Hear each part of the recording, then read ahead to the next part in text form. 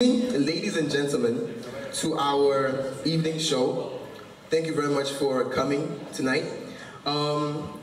Today, our show that we're hosting is called PERMIS de déclamer. So we're going to be welcoming three amazing performers. So first off, we're going to have Chemical, which is a comedian. Then we're going to have 100%, a slammer. And the show is going to close with ID James Brown. Bonsoir à tous et bienvenue. Aujourd'hui, on vous offre un show intitulé Permis de déclamer, qui sera commencé par Chemical, un comédien, puis suivi d'un slammer 100% et terminé par ID James Brown. So before we start the show, please switch your phones off or put them on silent to not disturb the work of our artists here today. Avant de commencer ce show, on vous prie d'éteindre vos téléphones pour ne pas déranger la continuité de ce show. And on that note, we would like to welcome Chemical.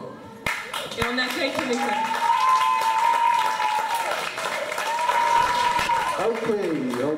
Okay. Can you hear me? All right. Good evening, everybody. Yeah, I'm very nervous right now. Yeah, because this is the first time I'm standing in front of an audience like this. You know, bilingual, French, English. Because I never really took my French lessons seriously when I was in school. And that is one of the reasons why I mean, of all the countries in the world, I'm scared to visit France. Because it will be very painful if I am in France and then I'm asked to conjugate the verb être, you know, to get a free stay.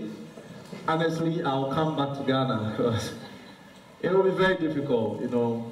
And French is a lovely language, right? It's a very lovely language, but I don't know about you, but when I was growing up, all our French teachers were wicked. I don't know about you, is it the same here? Oh my God, sorry. I apologize on their behalf.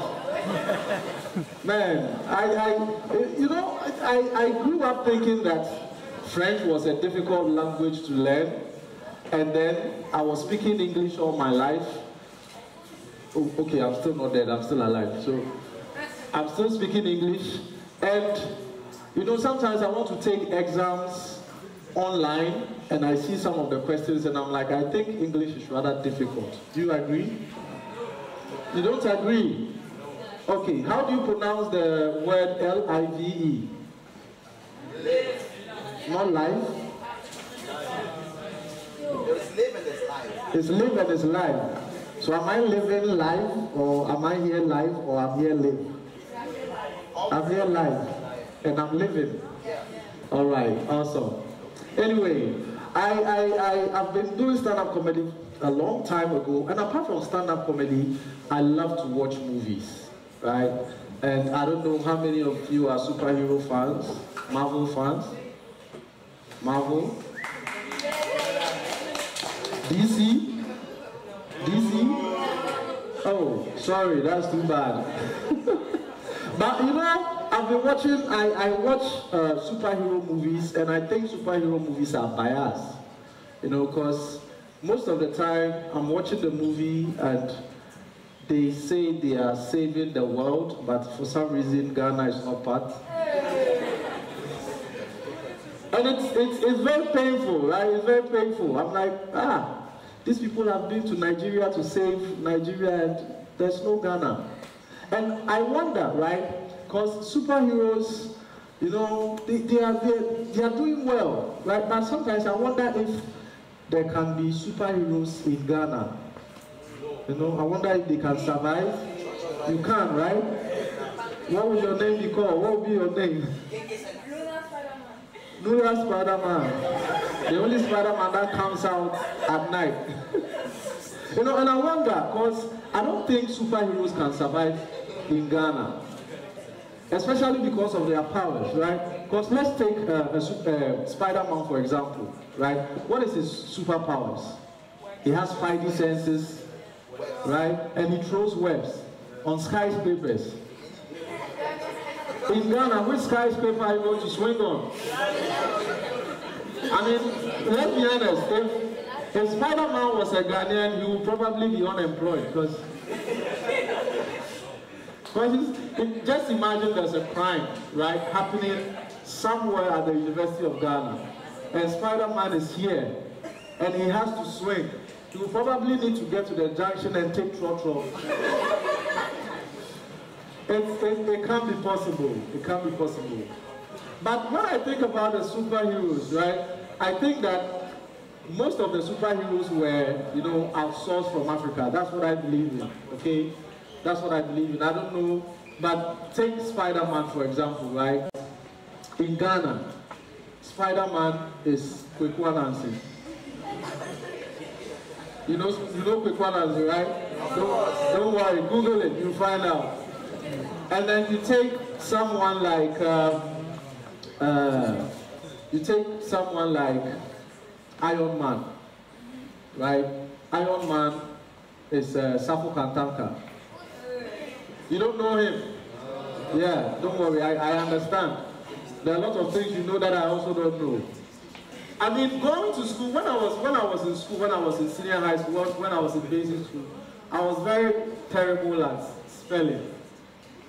Yeah, I was terrible. Nowadays, the children are doing quite well, because I watch Spelling Bee, and it's amazing because I see children, 6-year-olds, spelling marvelous words, right? Because one time I was watching this Spelling Bee, and someone was asked to spell neomono ultra microscopic silica vulcanoconiosis.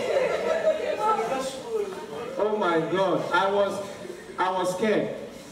And children they are very assertive, and they are very confident. Because when she was asked the word, she's like, the definition, please. It's like, oh, it's a disease caused by in the lungs when you inhale silica dust. And then he spelled the whole word. Don't ask me, I don't know. And he spelled the whole word. But I tried to imagine our time, right? When I was growing up, I tried to imagine Spelling Bee. You know? And you know, we millennials, you know the kind of words. I know Gen Z's also experience it. Have you ever, you know, been on like your phone, smartphone, and you are spelling a word, and it gets to a point, autocorrect is like, yo, try. You can do it, try. You know that means that goes, yeah, autocorrect is like, no, I give up on this guy. You know, I try to imagine a spelling bee for millennials, you know, adults like us. And we all know the kind of words that disturb we millennials, like a word like silhouette. Yeah, you are surprised. Not everybody can. Silhouette. How do I? Definition, please. It's like a shadow. Okay. Silhouette. Okay, let's try. S-E-A-L-U wet W-E-T. So let me spell it from the syllables, right? Or word like diarrhea. Okay.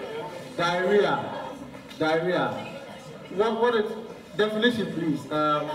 It's when you have a runny tummy, and if you don't rehydrate, you are going to die. Okay. Diarrhea, die, right? All right. Diarrhea, die. D-I-E. Rhea. Your stomach is aching. Okay. Rhea. R-E. Rihanna. Rhea. R-E-Y-A. Diarrhea. I mean, it's crazy. Spelling has been my cockroach. Cockroach. Spell cockroach. Cook.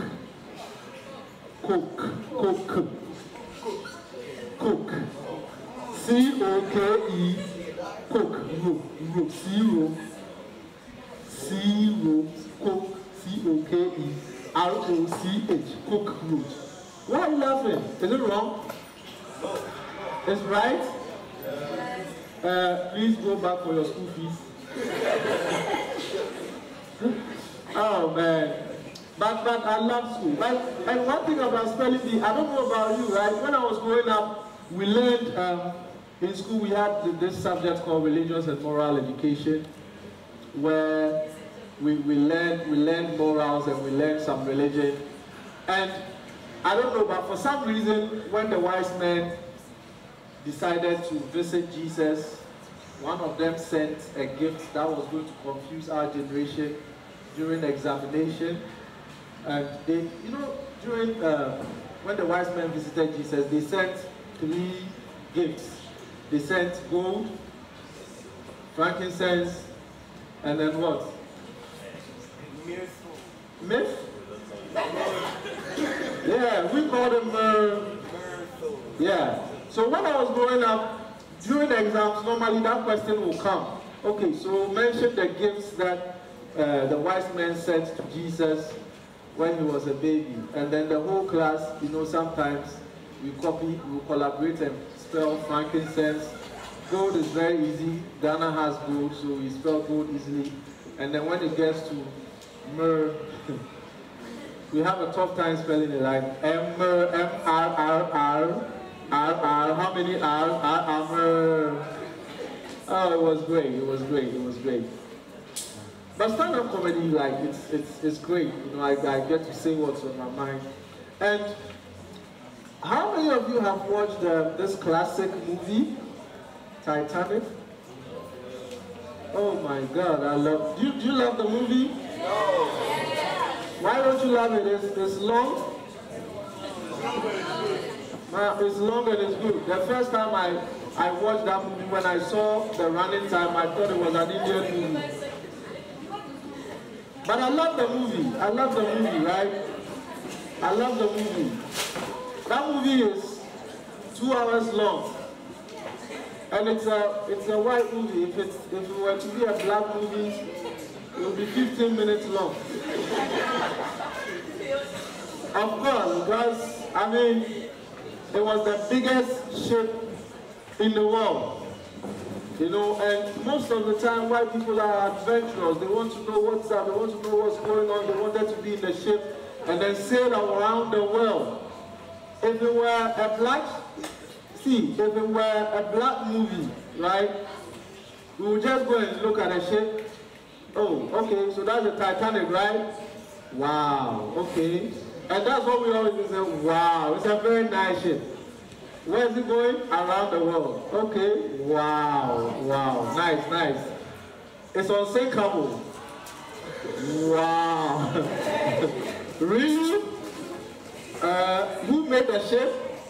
Say, oh, the blacksmiths in the hood. Okay, I know it's definitely ship sinking. That movie will be 15 minutes long. It will never happen. And then I love the love story of Titanic, right? It's an amazing story, and one thing I love about the movie is when the ship was sinking, you saw this white band, you know, playing their violin, their cello, and then when the ship was sinking, they were still playing music. Can you imagine a black band on the Titanic, and then all of a sudden they hit an iceberg, boom. The lead singer will be like, yo, bro, did you hear that? Yeah, no, I didn't hear it, but the ship is sinking. They'll just unplug their stuff, look for the nearest boats, and then leave. Yeah. Titanic was an amazing movie. Yeah. But this is my first time being in the 4 walls of the school, right? And I really love it. I mean, for a while, I didn't think you guys knew who Nanado was. That's very impressive because when I first entered, I felt I wasn't in Ghana anymore. All the suffering just left me. Yeah, it's by the gates. I'll pick it up when I'm leaving. You know. Anyway, to wrap it up, I would like to share just one dad joke. How many of you love dad jokes? Okay. All right. So this is how it goes. Are you ready? What do you call a ninja's favorite drink? What? A ninja's favorite drink.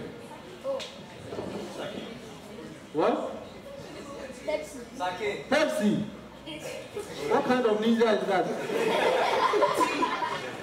Tea. Coca-Cola. No. You want to know? Okay. Oh, I know. No. Red Bull. Red Bull? Blue Bull. Okay, so this is what you call a ninja's favorite drink. Water! All right, thank you guys very much.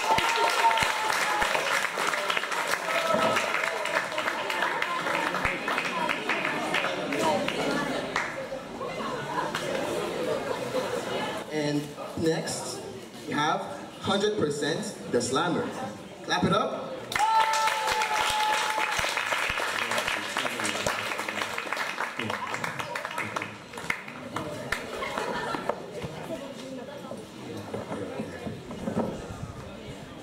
Good evening, ladies and gentlemen. Wow.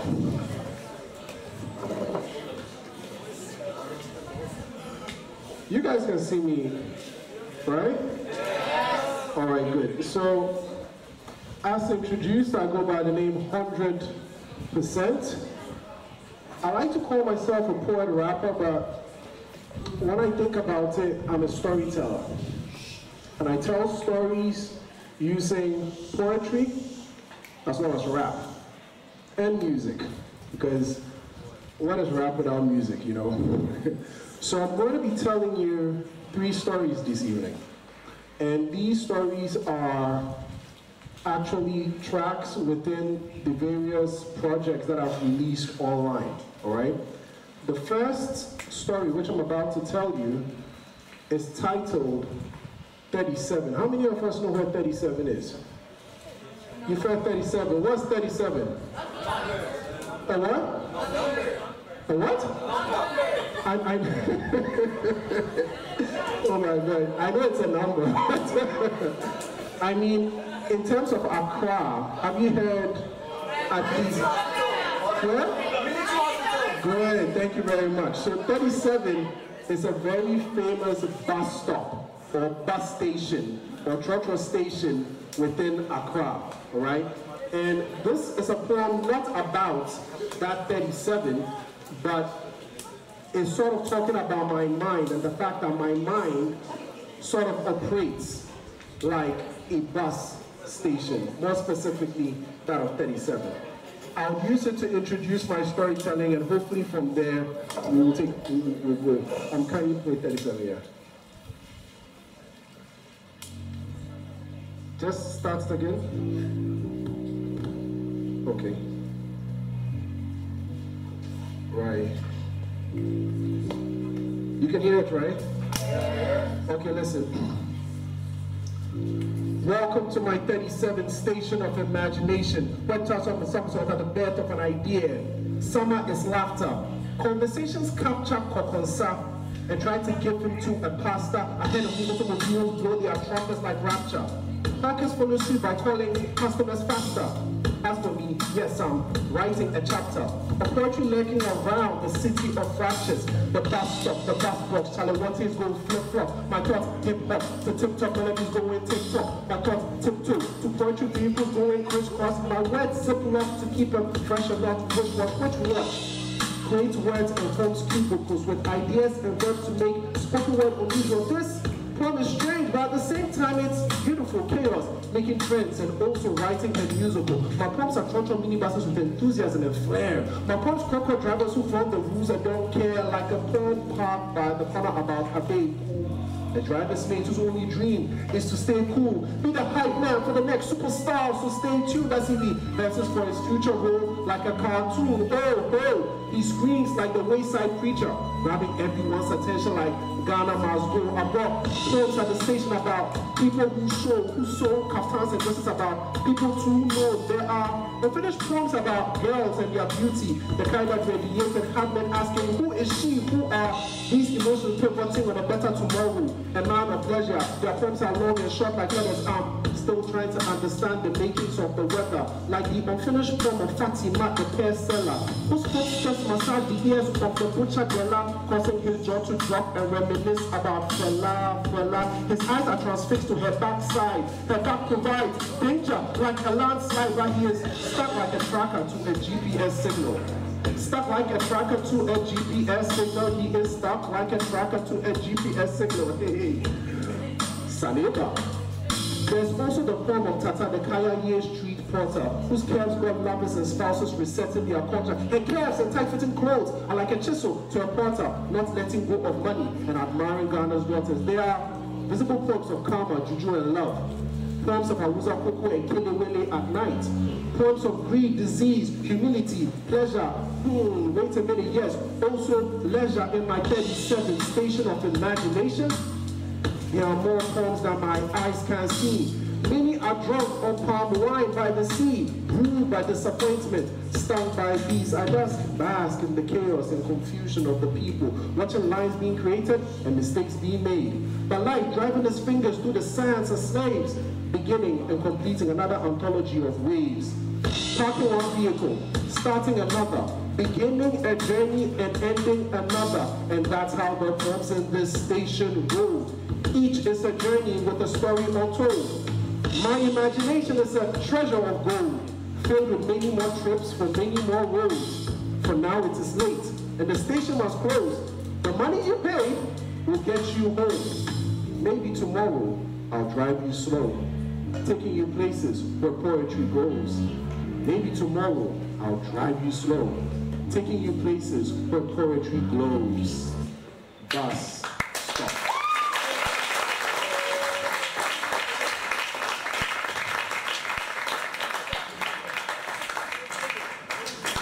So that right there was 37, and it's a form I enjoy performing to give people insight into my craft. We are in an election year, and I don't know how many of you guys vote, but I am very sure that if you live in Ghana, you have stood in a queue, correct? How many of you enjoy standing in queues? No. I don't think, in school here, do you have to queue for anything? Yes. Not really, right? But you have stood in queues, be it to buy food, be it in some sort of organization or service, be it at MTN or whichever telecom. You have to sit in a queue or stand in a queue. I hate queues. And when I was applying to get my Ghana card, I stood in a very long, messy queue. And because I was frustrated by the whole incident, I decided to write a poem. And this poem, titled Q, narrates exactly what it is I went through. But I'll need you guys to help me out, okay? So I want you guys to say Q every single time I point at you. Can you do that for me? Yes! Okay, so when I point at you, you say what? Q. Okay, good. It's going to go something like this. Before I bring the music in, I want you to see it like this. Okay. Woke up at 3 in the morning to go stand in the queue. That statement don't bother you. I'll stand in the queue. As I got to there was already a queue. You get the drift. Okay, good. That's great. Let's play. Increase it just a bit. Yeah. Great. Okay, good. Yeah. Let's go.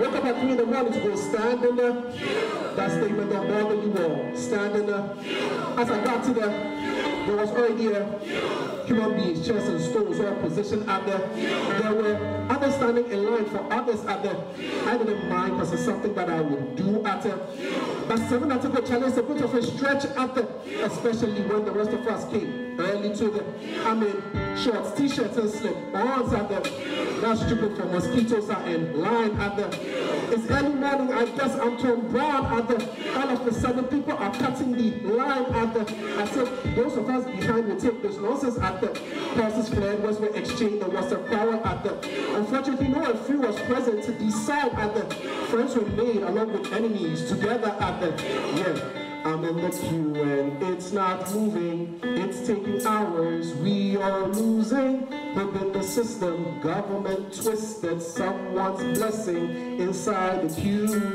Oh no, got to get my card though. Without it, I can't get my bank card. So stand here, wait till I'm tired. That's how it is inside the queue. Patients wrestle with common sense at the officials arrived later. Order came to the. Unfortunately, too many of us were standing in the. Some had to go in order for us to make space in the. After hours of standing, I was kicked out of the. Came too late was the reason I was outed from the. Pleading and begging my neighbors brought me back into the.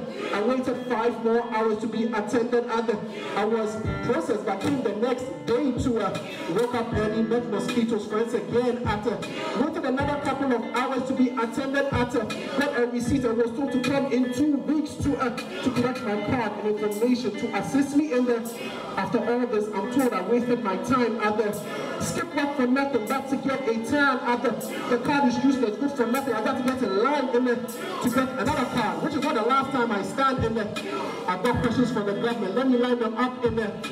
Why can't I use Ghana card to vote? Please give me a clue for this. Process is sick like someone with COVID and the flu. For decades we've been free but struggled with identity. Parties come and go, misuse our cash and empathy. We smart but can't solve the problem of identity. Yet I'm giving free education. Yeah, that's quite a recipe. Are you still in there? Can you even leave them? Maybe not. Hoping for hope to come through. Save the day, replace pain and ease up the. I'm in the queue and it's not moving. It's taking hours. We are losing. Within the system, government twisted. Someone's blessing inside the queue. Oh, got to get my card though. Without it, I can't get my bank card. So stand here, wait till I'm tired. That's how it is inside the queue. Ladies and gentlemen, I hope you didn't go through what I went through when getting my Ghana card. But this is exactly what I went through. I kid you not, everything I told you in this is actually true. So if you want to listen to it again, just search for me as 100%. My name is 100%, not 100%. If you go search 100%, you see a whole bunch of different people, organizations and stuff. And I call myself 100% because in Ghana, the H is silent whenever you're saying 100. It's not even 100, it's 100. And so I call myself 100 so that wherever I go in the world and perform, people know that I'm a Ghanaian. And at least in Accra, the capital where I stay, this is sort of how people pronounce 100. And how do we write it? Say that again. HONDRED. And then percent. Percent is spelled P-E-R-C-E-N-T. But on social media, you find me like all together. You find me on Instagram. Also for Spotify, Apple Music, all streaming platforms, you should find me on there. The last... Go to one.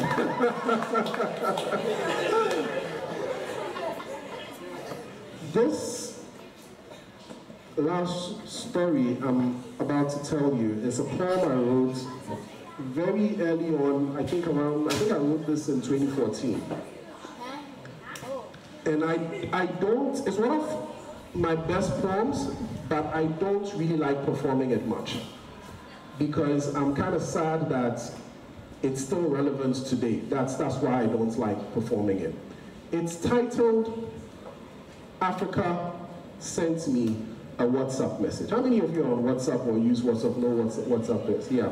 This is a poem I wrote down to illustrate a conversation that I had, with Africa, but over WhatsApp. Hope you enjoyed. Yeah.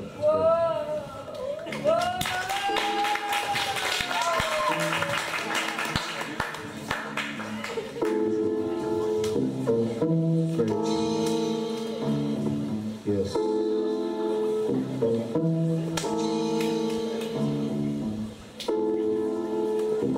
Okay. Africa sent me a WhatsApp message. Can you believe Africa has a phone?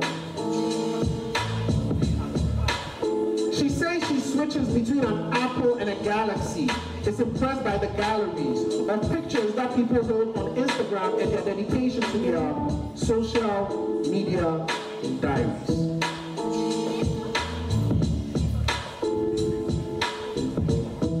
Africa sent me a WhatsApp message because all other communication channels have failed. She says whenever she shouts my name, that I do not listen. Headphones are plugged in my ears and I wear a frown because the chaos in society allows me to block the noise with Yapolos, amen, oh, amen, music, but the picture on the street are still dirty because people over 30 are thirsty, drink sachet water and don't beg for mercy as they pee publicly and litter the streets with plastic because they find more solace in filth than in keeping healthy.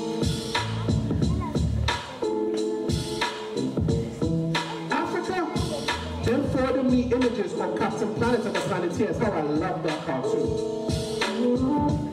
6 o'clock, 6:30, I'm not sure, but it was before the news. She then forwarded me 5 tears through 5 emoticons for each of the 5 Planeteers because we forgot how to utilize earth, fire, wind, water, and heart. Yes. We have no heart. To Africa, we are just mindless zombies with cell phone settings because wickedness is now vibrant and love is silent. We seem fueled by violence because we touch screens, but not lives. The system lacks justice and lacks bribes. Truth are now lies and flies still hover over food, transporting death through cholera over decades of opportunities to prevent them.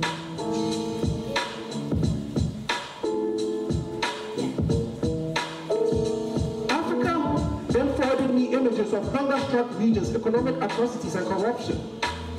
One of the pictures had a question which read, how is a continent so rich, invaded by poor people? I typed IDK. Africa typed SMH. I don't know, shaking my head. Africa said we are poor because we do not listen. The sea is filled with fish, but we stop fishing. We stop wishing for a better life and opted for a lifestyle. That lifestyle and miles of wisdom. Because we entertained our wants and forgot about our needs. So much so that we forgot to work like bees. Unity is free yet more rare than the precious minerals we have in our ground. So we took our Independence World Cup and forgot about our neighbors. How then do we celebrate our goals? What is the meaning of this freedom? Because we download from the internet more than we download from intellect. Ignorance is the teacher in this Jurassic Park, shaping Africa into a rhetorical question. You see, Africa is the question, Madagascar is the dot. Shift it to the right to hide the picture that is sought. Hide the real question. What happened to us?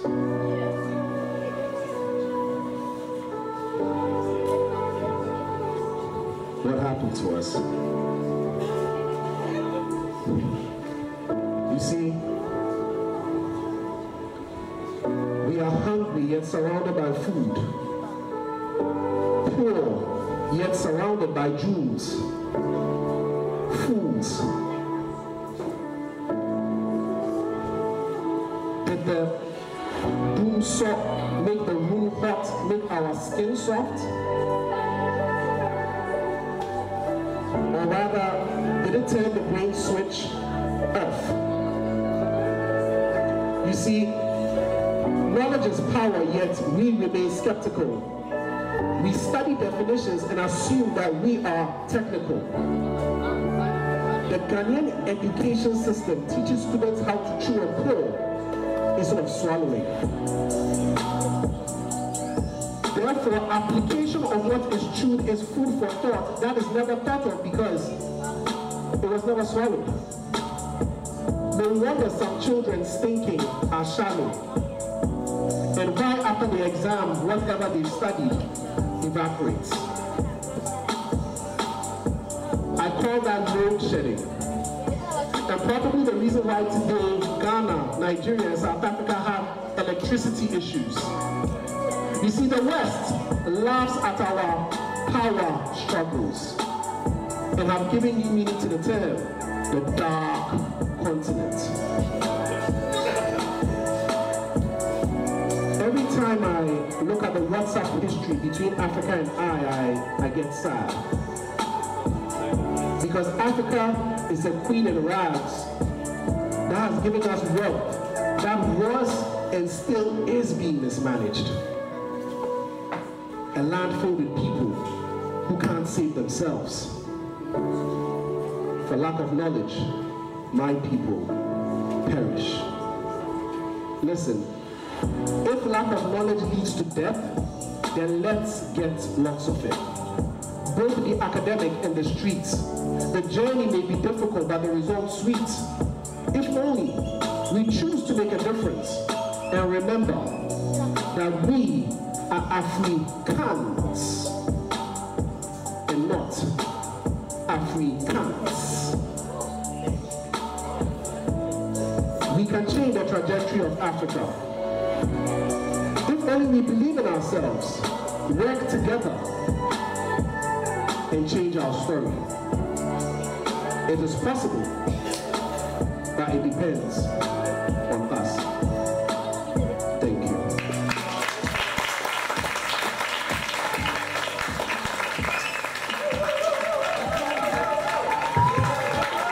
Maintenant, nous accueillons Heidi James Brown sur scène.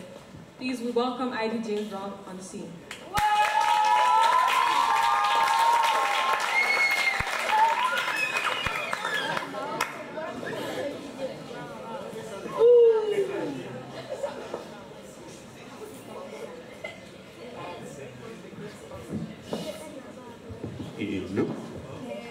Hello. I'm here, don't worry, I'm here. Hello. How are you doing? I'm fine, how are you? I'm fine, I'm fine. Nice one, nice one. Good evening. Salut tout le monde. Yeah, oh, nice. It's so nice to be here. Okay, joke number one. It's awesome to be back here again. It's even much weird to go after a spoken word artist. I don't know what I can say to sound sensible to you guys. Like spoken word artists make everything like, Ghana, what's up? Yeah. Be Q. Shut up.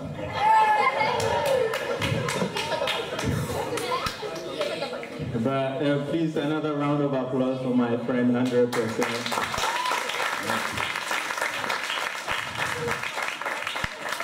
I feel what you were saying, like I also was in a queue for my Ghana card for 10 hours. Then I discovered that there's an expiry date on the Ghana card. So I have a question. So when it expires, am I not Ghanaian anymore?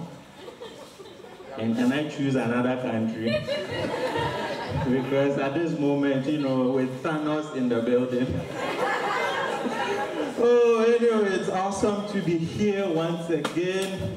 I learned so many French words to impress you guys. I should make a sentence for you. Ah, je m'appelle James Brown. Yeah?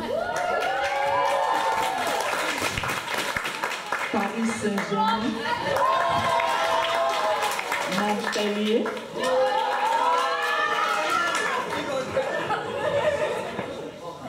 Strasbourg. It's okay. Formidable, yeah, formidable. What? Oh, thank you. I'm blushing, but you can't see. But it's awesome to be back here. I know I was here last year. I had so many stories to tell you. And because I was in the French school, I decided to go to France. Yeah, but I couldn't afford it, so I went to the next best thing. I went to Lomé. It's the same thing. They speak French there. Like, it was amazing, you know. Like, it was just amazing. I got to the border. First thing I saw was lycée français international de Lomé. Like, the French school is in Lome too. And everything was in French, like the road signs were in French, the cars were in French, like when they honk is French, and French. It was amazing, like the animals were barking in French, like these dogs, like, oh, the cat went meow meow, like. And when I even got to my hotel room, we opened the door, switched the lights on, and the cockroaches were also there. The cockroaches were in French. Ah, mon ami, bienvenue, come, sit down. Like, it was amazing. The food was, like the food tasted like French. Like I didn't eat chicken, I ate poulet. It was fantastic. And one thing I really loved about Lome is they use motorbikes a lot. It was beautiful. And they actually obey the road rules. It's not like my sweet Accra. Accra motorbike rider, even if the traffic light is black, he's still going through. We don't care. Accra is like Mario Kart. Exactly the same. Bananas, everything there. Now, why? And everywhere in the world you look left, right, you look left again, and you cross the street. In Accra, you look left, right, left, and somebody will hit you from behind. Like, why? So I really did enjoy myself in Lome, especially that they had this thing. It's like Uber, but when you order it, it's a motorbike that comes. Like, ooh, goes them. Like, so nice. And like you see ladies on their bikes, like she's going on a date. She's well dressed on the bike, doing makeup, traffic, like beautiful. So maybe I'll move there because they have baguette for cheap. Like I can buy baguette for 7 cedis. Not here. So anyway, my time was done. I went to perform there. I came back. And as I crossed the border to Ghana, I got my first annoying experience, like, okay, so where are you from? Like, you just saw me coming from Togo, where do you think I'm coming? I came from Togo. Like, no, which country are you from? Like, I'm from Ghana. And he was sad. Because apparently I don't look Ghanaian, so he was ready to take some l'argent. And he asked me the most annoying question in the world. Oh, I'm Ghanaian. Are you sure?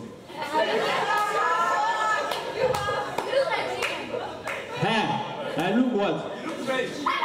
Merci. Well, but you said Nigerian. How do I look Nigerian to you?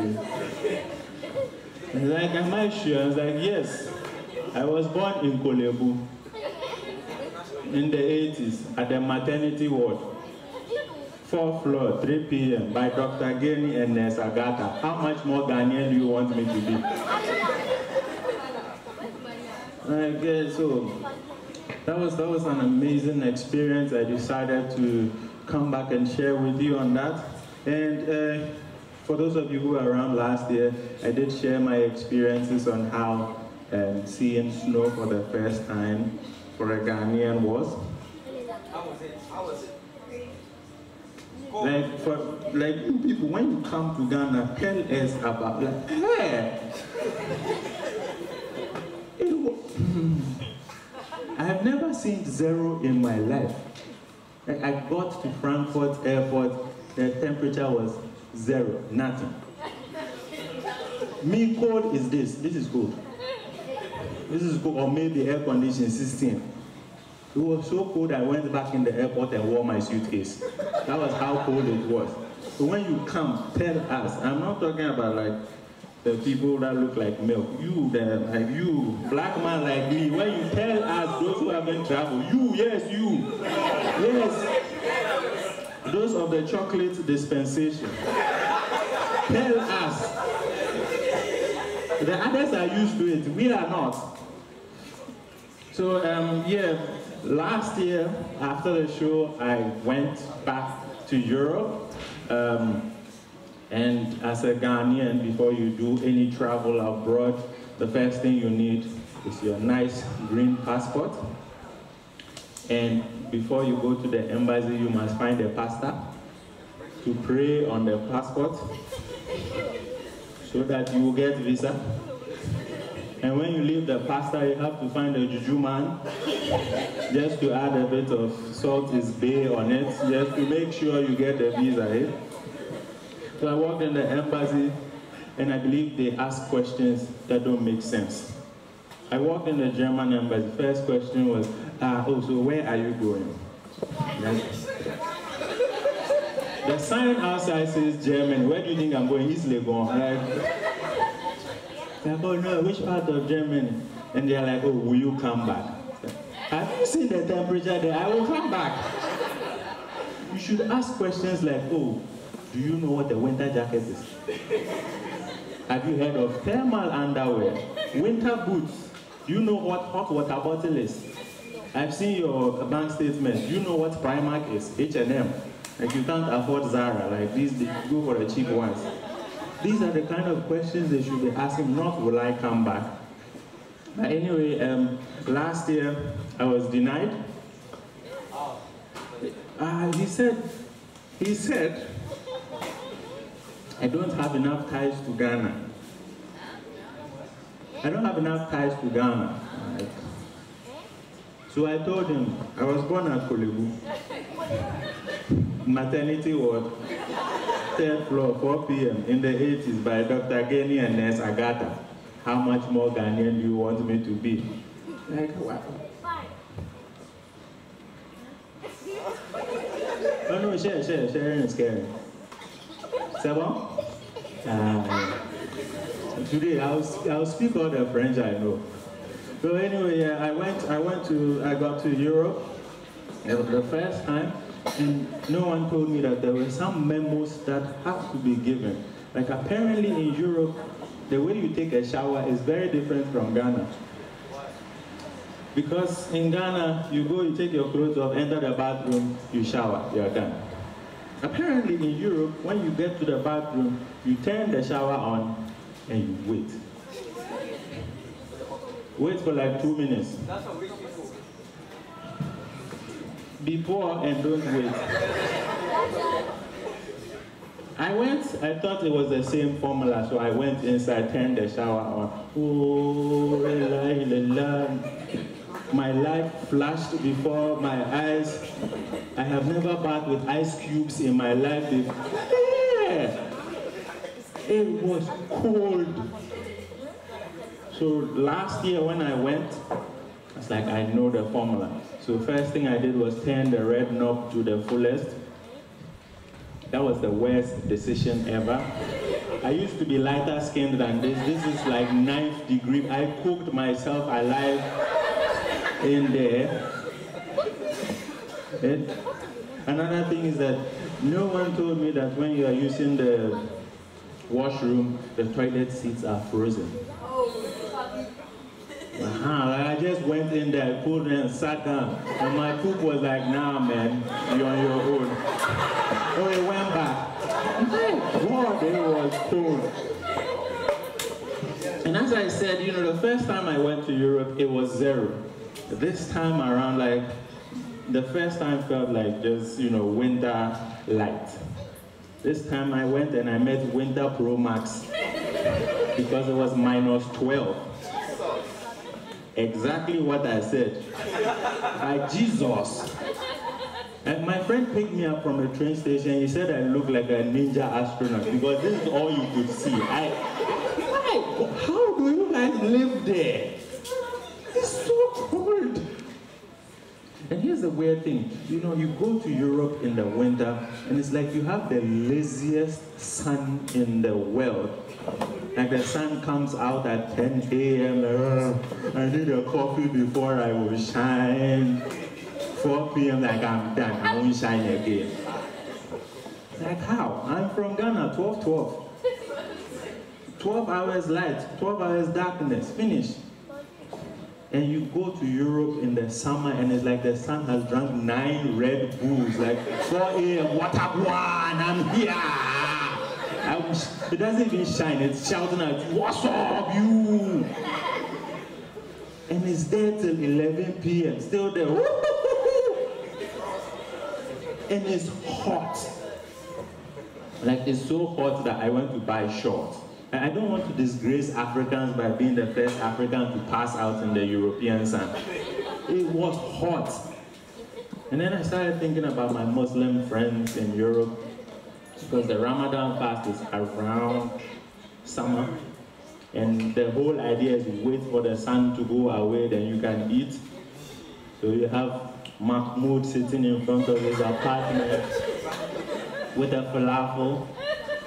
Come on. Is it gone? No. Is it gone? Mohammed is there with the halal shawarma. Also, chaos, man. And here's the weird thing. The fact that you see the sun outside does not mean it's warm. I learned this the hard way. Like, sun, fingerless gloves. Worst decision ever. I was going bike riding. That day I learned how to ride a bike with one hand. I looked like I was doing the Macarena on the bike, man. Hey, Macarena.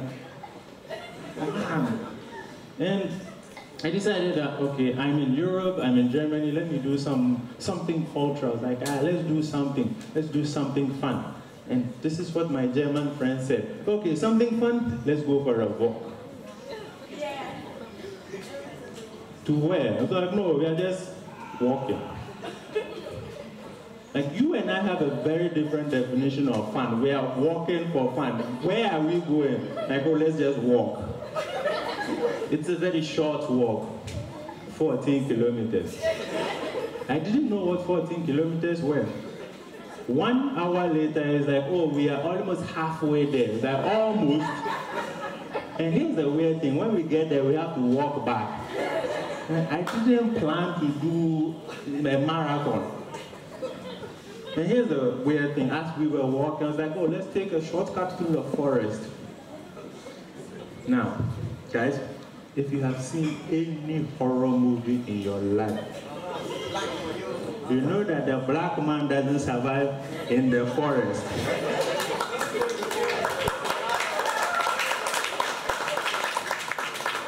And I was walking with 2 white women, so they would definitely kill me first. Like, first of all, black people, we don't need any reason to run. Trust me, let the guy at the back there run. I will follow, no questions asked. We will get to America House and like, well, why are we running? Like, we don't need reason to run. I don't even think horror movies are accurate. Like, when you're walking with your friend and there's blood on the wall, and your friend is called Jamal. Like, Jamal, wait, there's blood on Jamal? Jamal is gone. Maybe ask Eric. Like, ask me. Or that scene when they're in the room, like, oh honey, there's, did you hear that? Like, yep. I'm locking the door. Like, go and check who. I'm not that kind of hero. But here's the thing, after a while, I think I started becoming German. I started liking the walks. I go by myself, and I see the forest, and I go in there willingly, by myself. To me, I'm the biggest, baddest thing in the forest. Like, other hikers were scared of me, like, ooh, big black guy, like, yeah. Then I remembered some of the documentaries I watched from National Geographic, that there are bears and wolves in Europe. And for all I know, there's a wolf going like, have you tried dark meat before? Oh, I left faster than I went in there. And another thing that I found quite weird is, why do Europeans eat so much bread? Like, what is with you people and bread? How is bread addictive? It's just constipation. It's like, look, I'm not even saying the whole of Europe. In Germany alone, they have over 400 types of bread. If you eat one kind of bread a day for a year, still you need more than 1 year. Like potato bread, black bread, oxide bread, milk bread. Why? They even have this kind of bread you can't cut with a knife. You need a chainsaw machine thingy. Like, it's hard. Like, you can use that bread as well, but hey, thief. Why?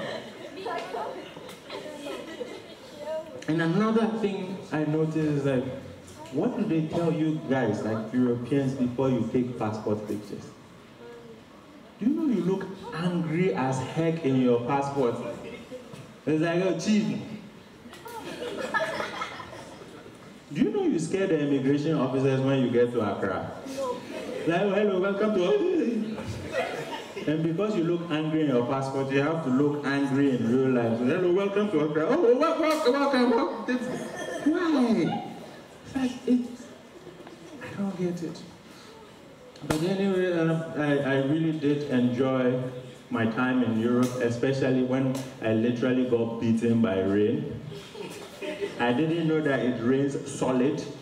Like there were rocks falling from, okay, not rocks, but like, you know, hail, pebbles. Like, what does an umbrella do when the rain is beating you? Like, it's just interesting.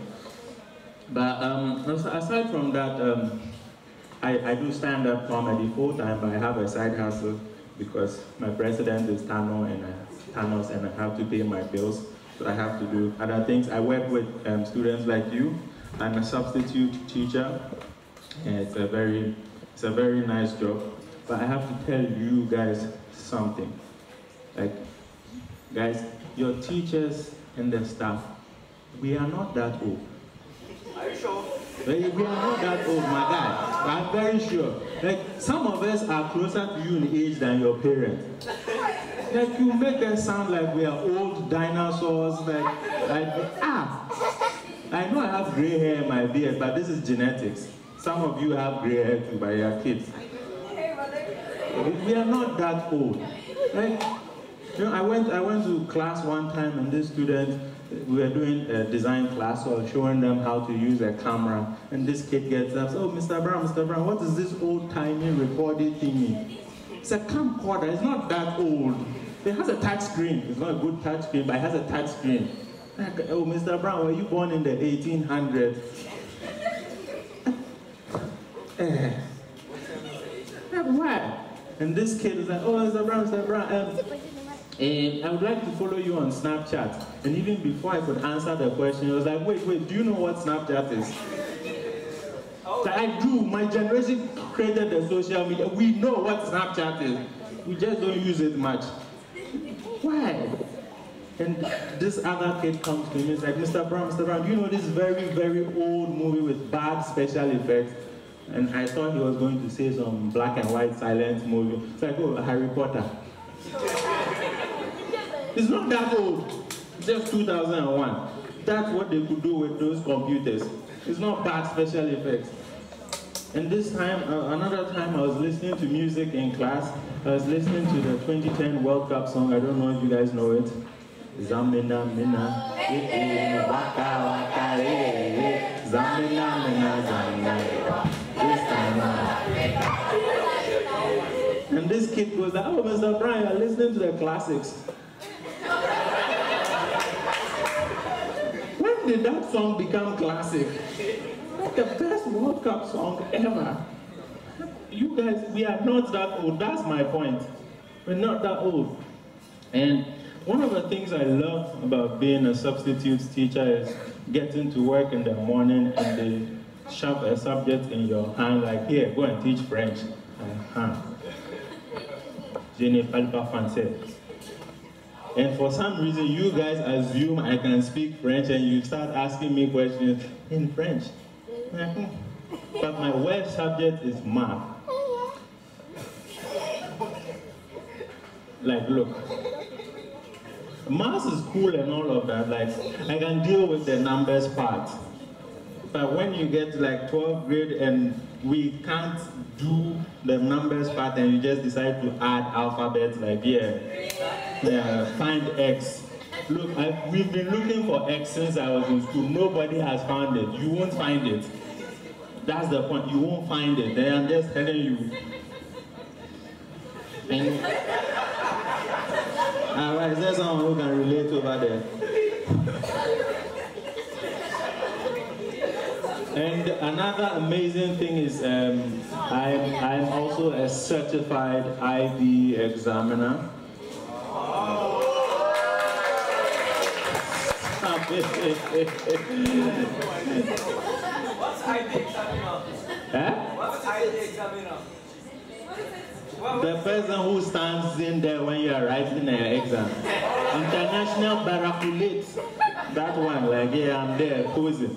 It's one of the most boring jobs ever. Like, I'm just standing there looking at you fail write an exam. You know, like, I can look at someone's handwriting and go like, you are going to be a doctor. So, one of my papers, I was so bored, I started counting shoes. So here's the result of the counting. We had 5 Adidas, 4 Nikes, 4 Crocs, 2 slippers, and 1 shoe. I don't know what brand, it's just shoe. It was just shoe in the examination room. It was awesome. And then I also got the opportunity to do the oral exam, and I realized that French is a very friendly language. Oh yeah, the oral exam texted me, and then they were laughing, and je m'appelle, je beaucoup, like woo, laughing, and it was so friendly. I did the Spanish one. Jesus Christ.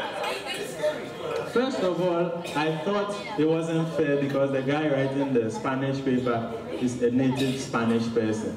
And they were like, oh no, don't worry, you'll be fine. Text to Ankara Messi. When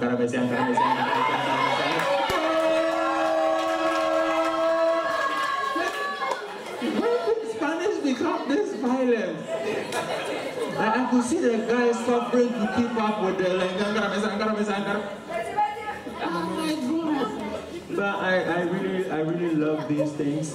I really love the vibe from you guys. Please, a round of applause for you guys. Thank you so much for coming to listen to my nonsense. Like it's not together. It's none by sense. Like so, it's amazing, and I like your vibe. I like the energy. And I like the fact that, yeah, in school we have to relax small. Do you have dad jokes? Do I have dad jokes? Do I look like a dad to you? No, look, so this is how dad jokes work. Once you have a kid, they install the update. So I don't have one, so they've not installed that update. So right now my jokes are universal.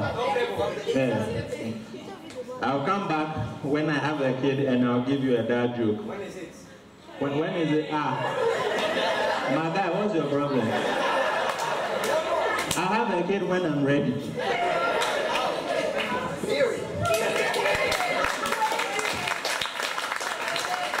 So, yeah, my name is ID James Brown. I added ID to my name because anytime I Googled my name, some dead guy turned up.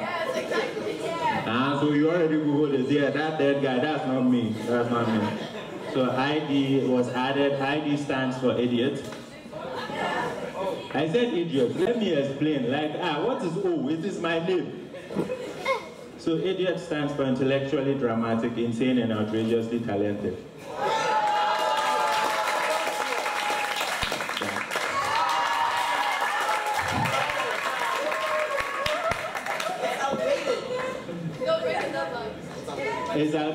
When I did it, didn't work.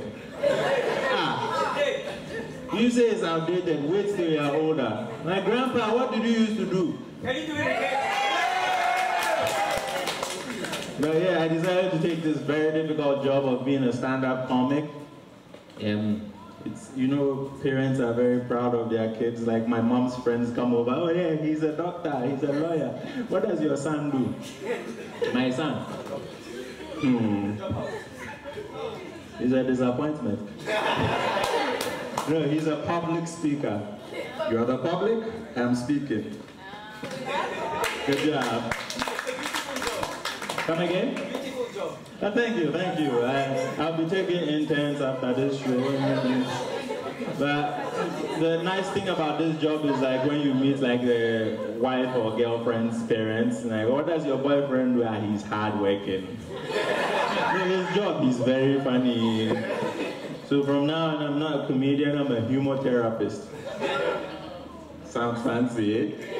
Yeah, so I have finished. I would drop the mic, but like it's connected to my head.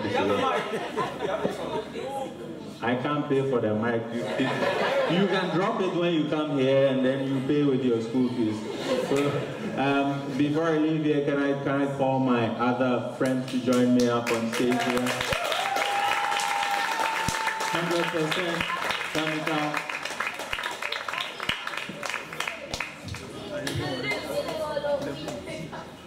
Chemical is my comedy bro. We started this job together 14 years ago. Yeah, when we were not funny and we had to explain the jokes. Like, yeah, the man was going, yeah, we know he was going. And 100%, he's also, we've been friends for like 11 years. We started my comedy club called The Comedy Bar. It's a monthly comedy show inside Osu. It's the third Friday of every month. So actually the next show is next week. And we also have the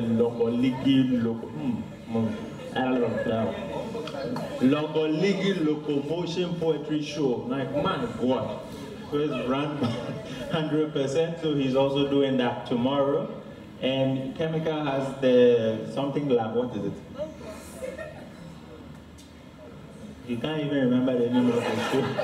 Chemical Reaction, which is every Friday. So, where? He still doesn't know where he does the show. It's Flaky Crust inside North Legon. So if you're around and your teachers stress you and you want to laugh, please go. And teachers, if the students stress you and you want to beat them, come to the show and relax. So you can follow me on Instagram, ID_James Brown. The following will probably get me some brand ambassadorial deal, and I'll come and share with you. Guys, your handles. Say it, I will say it again. Tulemon, what? Comedian KMK on everything. And Momo.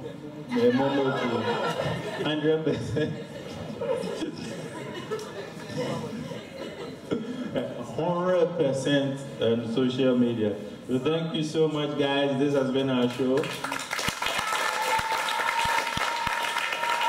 And